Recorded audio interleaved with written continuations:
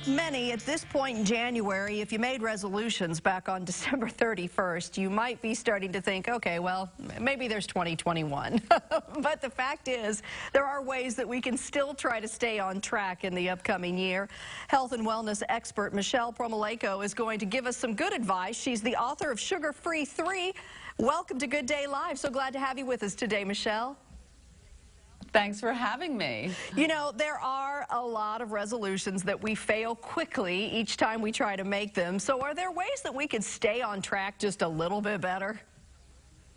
Yeah, absolutely. I know it's kind of pathetic at this point. Most of us have given up, okay? But that's not going to happen this year.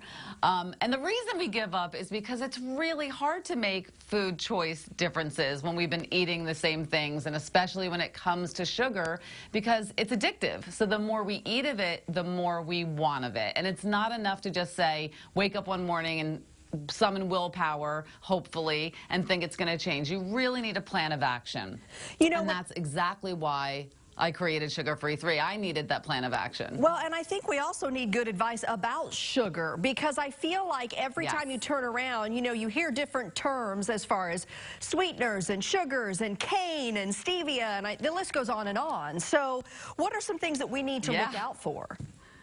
Yeah, you could not be more right. Sugar actually has 60 aliases, if you can believe that, and I list them all in Sugar Free 3. But you want to get rid of added sugars, artificial sweeteners, and refined carbohydrates. And artificial sweeteners are those chemical concoctions that have zero nutritional value, right? All of the things we're talking about have no nutrients. They're just empty calories. Now, on Sugar Free 3, you mentioned stevia. Stevia is actually allowed because it's a plant-based sweetener and it doesn't impact your blood sugar.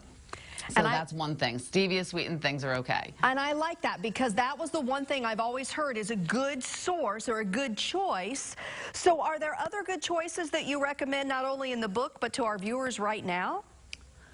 Yeah, I mean, one thing you want to do is once you start weaning off of these added sugars, naturally sweet things taste that much sweeter and more satisfying. So for instance, whole fruit. Whole fruit, I'm not vilifying that. You can have that. It comes with fiber. It's got minerals and nutrients. It is healthy for you. So if you're getting, say, a yogurt, you don't want to get a fruit yogurt with artificial sweeteners and added sugars. You want to get a plain one and then add some berries to it. Just simple tweaks like that go a long way towards improving your health.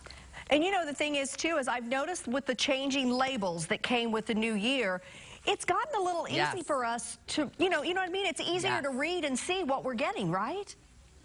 Definitely. So some of the regulations have changed. I'm so glad you've noticed this. Some of the regulations have changed, and added sugars are showing up more as their own line on a nutrition facts label. The problem is right now, not every company has to comply. They still have, I think, about a year left. So not everybody is complying. Eventually they will. So right now, you still have to be your own advocate and really pay attention. Well, this was really great advice today. Now for the viewer who wants more information about Sugar Free 3, Michelle, where can they go? You can download the OpenFit app and look for Sugar Free 3, or you can find the book wherever books are sold.